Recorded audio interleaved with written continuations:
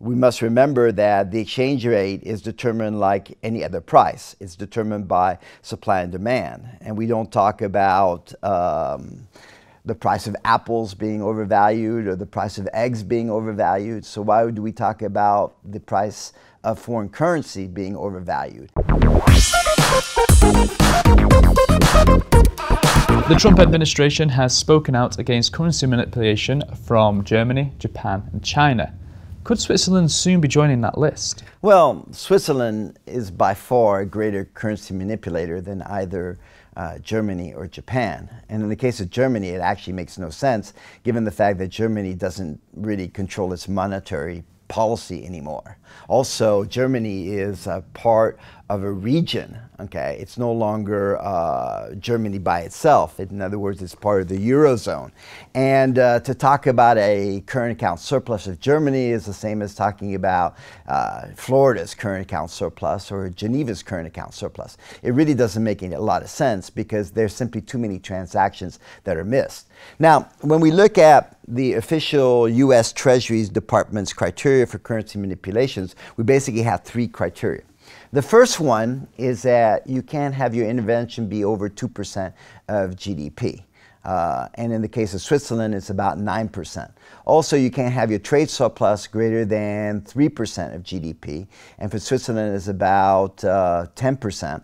And your trade surplus shouldn't be over $20 billion. And in the case of Switzerland, it's about $13 billion and growing. Now, the reason Switzerland has not been, singled out is because it's a small country. But it's possible that Trump will use it for an example, okay, and impose and issue an executive order imposing 20% tariffs on Swiss exports to the United States, and that would have a significant impact on the Swiss economy. What more can you say, Dr. Franc, on the Swiss intervention? Well, the Swiss Central Bank has for years indicated that it's intervening because the Swiss franc is overvalued. For me, that whole concept of overvaluation is nonsense. We must remember that the exchange rate is determined like any other price. It's determined by supply and demand. And we don't talk about the price of apples being overvalued or the price of eggs being overvalued. So why would we talk about the price of foreign currency being overvalued? And this is a typical statist point of view, which is that the government officials have a better knowledge of what the correct exchange rate should be. And all of this actually comes from purchasing power parity. And there are basically two important problems with purchasing power parity. The first one is theoretical, the second is empirical. The theoretical problem is that it's based on the law of one price. And the law of one price basically says that the exchange rate should reflect the prices of goods in different countries. For example, if the price of gold was 1,200 in the US, and it was 1,000 euros in Europe and the exchange rate was 1.3, then that can't happen. The reason is that I could take $1,200, buy an ounce of gold, take that over to Europe, sell it for 1,000 euros, convert it back into dollars, and make a $100 profit. So basically, the law of one price is ensures that the exchange rate reflects the relative prices of two goods because of arbitrage.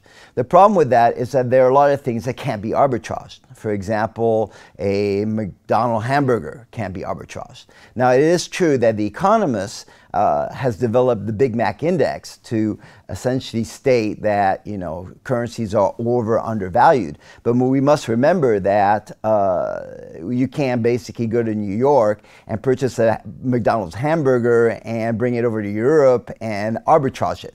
And we must remember also that the price of a Big Mac is not the bun, the lettuce, and the meat that goes into a Big Mac. It's mostly the labor and the rents that you pay for the location and the taxes and everything else. So it's normal that you would expect that the price of a Big Mac would be more expensive, for example, in Switzerland, than it would be in the United States. Okay. Now,